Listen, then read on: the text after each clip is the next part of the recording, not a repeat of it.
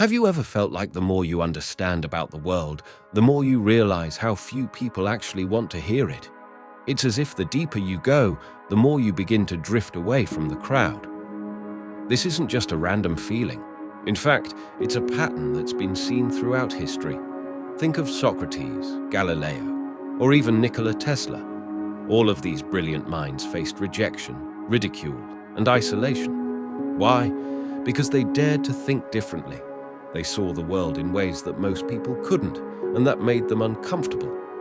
The deeper thinkers of our time are often dismissed, not because their ideas are flawed, but because they challenge the way we view reality. And it's not just about being smarter, it's about understanding things that others would rather ignore. Schopenhauer, a philosopher known for his blunt honesty, argued that intelligence wasn't a gift, but rather a curse. A curse that makes you see the truth, even when the truth is unpleasant. It's like looking at a beautiful painting, only to realize the canvas is cracked beneath the surface. But why does society seem to fear deep thinkers so much? It's not just because they're different. It's because whether we like it or not, intelligence reveals our vulnerabilities. When you meet someone who thinks at a level you can't quite grasp, it forces you to confront something most people aren't ready to face: the limitations of your own understanding. And let's be honest, nobody enjoys feeling inferior. Psychologists call this the mirror effect. When you meet someone who is intellectually superior, they don't even need to say anything. Their presence alone is enough to make you question your own abilities, and that's uncomfortable. When someone's intelligence shines a light on your own weaknesses, your brain reacts like it's facing a threat, even though, logically, it isn't. But why do we react this way to intelligence? We don't do the same with wealth or beauty, right? People admire strength or wealth, but intellect, especially profound intellect, makes us uneasy. It's because intelligence is tied to identity. What you think, how you see the world, these things are core to who you are. And when someone challenges that, it feels personal. It's not just an idea being questioned, it's you. And most people will do anything they can to protect their sense of self. The truth is, deep thinkers have always been outsiders. From Galileo being condemned for his scientific discoveries to philosophers being dismissed as impractical dreamers, history is full of examples where intellectuals were rejected, not because they were wrong, but because they threatened the status quo. Here's the kicker.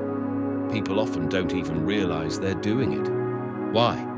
Because as human beings, we're hardwired to seek comfort, and deep thinking rarely provides that.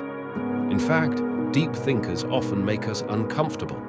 They challenge what we think we know and push us to question everything we hold true. Think about it. How many times have you tried to have a deep conversation with someone only to see their eyes glaze over or hear them quickly shift the topic? Why does this happen?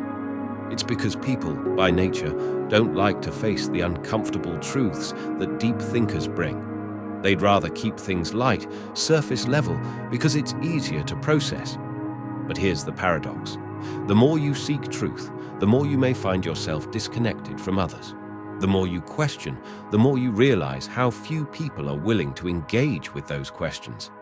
And this isn't just a philosophical dilemma, it's a survival mechanism. Our brains are wired to prioritize social acceptance over intellectual pursuit. In tribal times, survival didn't depend on being the smartest, it depended on fitting in. If you didn't fit in, you were isolated, and isolation often meant death. So in many ways, being an intellectual outsider is a survival challenge in itself. Now, you might be thinking, so are we doomed to be isolated forever if we think deeply? Well, not necessarily, but it does mean that deep thinkers need to be aware of the resistance they'll face. Whether it's in casual conversation or in the workplace, society doesn't always want to hear what you have to say if it's too far outside the norm. And the sad truth is that it's getting worse in the age of social media.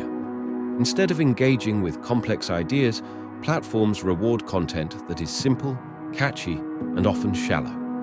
We live in a world where viral content is more about stirring emotions than stimulating thought. So it's no surprise that the truly thought-provoking ideas are often buried beneath the noise of viral trends. But let's take a step back for a moment and really consider why this happens. Why is intellectualism met with such resistance? And why, when people encounter someone who thinks deeply, does their brain go into defense mode? Neuroscience has a clear answer. When people feel intellectually inferior, the brain's threat detection system is activated. The amygdala, the part of the brain responsible for fear, reacts as if it's facing a physical danger. And why does it do this? Because for much of human history, survival depended on staying connected to the group. Intellectual superiority in that context could be seen as a threat to the group's cohesion. It makes sense. If someone sees something you don't, it disrupts the harmony of the collective, and the brain's natural response is to protect the tribe, even if that means rejecting or isolating the thinker. But is all this fear unwarranted? Is there hope for deep thinkers to be understood? There might be, but it's not easy.